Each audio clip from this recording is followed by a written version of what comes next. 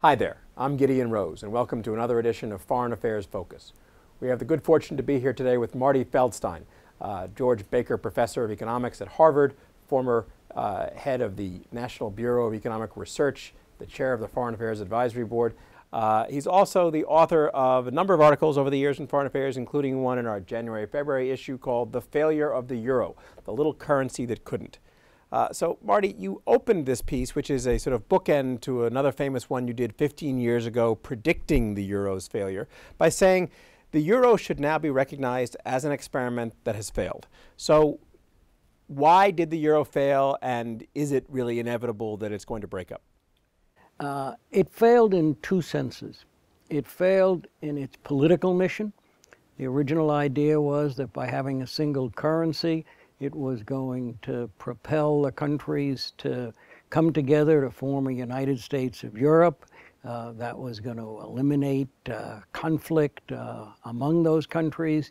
Anybody who's read the newspaper in the last 6 months realizes that they're not really close to a United States of Europe, and there's a lot of conflict between Germany particularly and others.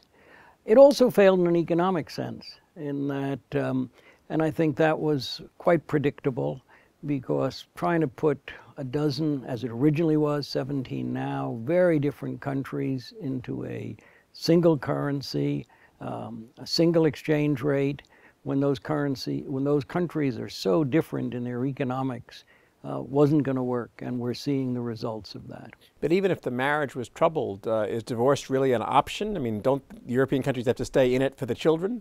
Well, some of the children may leave, but I think the family will stay together. It's not a guarantee. It could unravel, but I think Greece will leave probably pretty soon. Will that help Greece or hurt Greece, and will it help Europe and the ones who remain, or will it hurt it?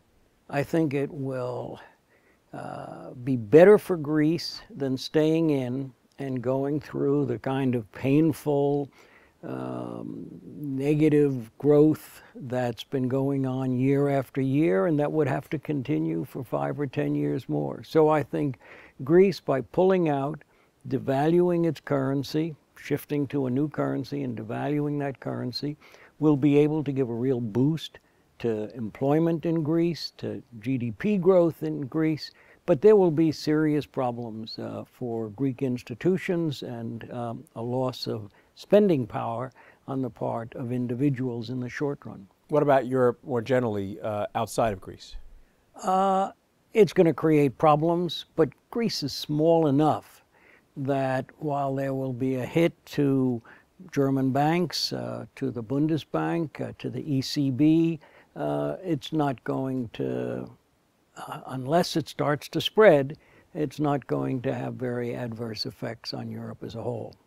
As goes Greece, so goes the rest of the pigs? No, and they're not the same. I mean, I think Italy is in pretty good shape.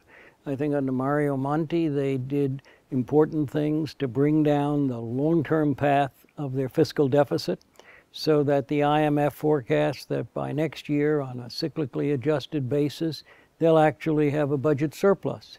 So they need to do more to stimulate growth in that economy, but I think they are basically a sound credit risk going forward.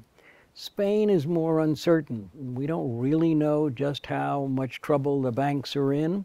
What we do know is that the banks are having a hard time getting credit, and that's going to be a problem for them unless the ECB comes to the rescue. You mentioned that one of the reasons for the economic union was as an attempt to sort of foster political union. Is the breakup of the economic single currency going to have spill-off effects on the political unity?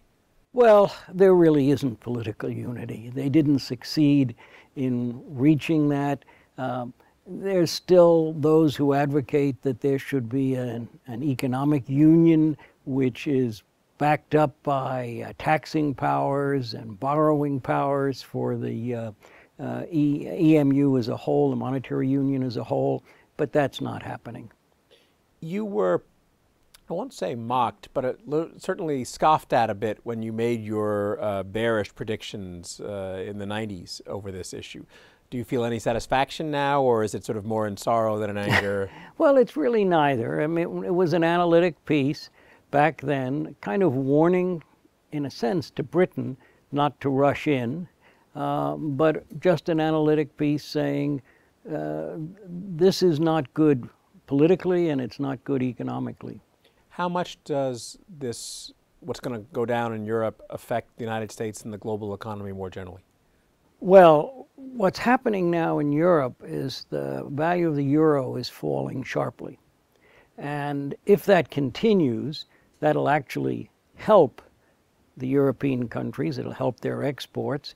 It will help shift demand to domestic products, but it will hurt us and it will hurt non-EMU countries around the world where their currencies will be rising, their products will be less competitive.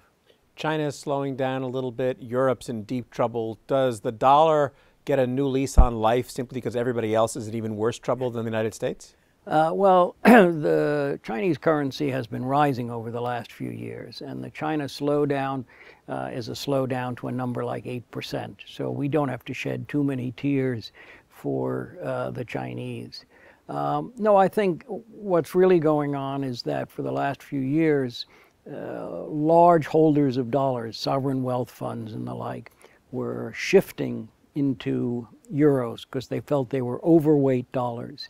And now they look and they say, I don't know what's going on. I don't want to keep doing that. I want to hold back. So is the breakup of the euro in the end a problem or a major catastrophe? I don't think it's going to happen, so I don't think we're going to find out. I don't think we're going to see a full breakup of the euro. I think if it does happen, there'll be a lot of economic dislocations because countries will go back to their initial currencies and somebody who owes euros won't be able to generate the euros or the equivalent to pay their creditors, and so we'll see bankruptcies all over the place. But I don't think that's going to happen in a general way. I think it will happen with respect to Greece. So Greece, but not necessarily everybody else. Exactly. On that note, thank you, Marty Feldstein. Until next time.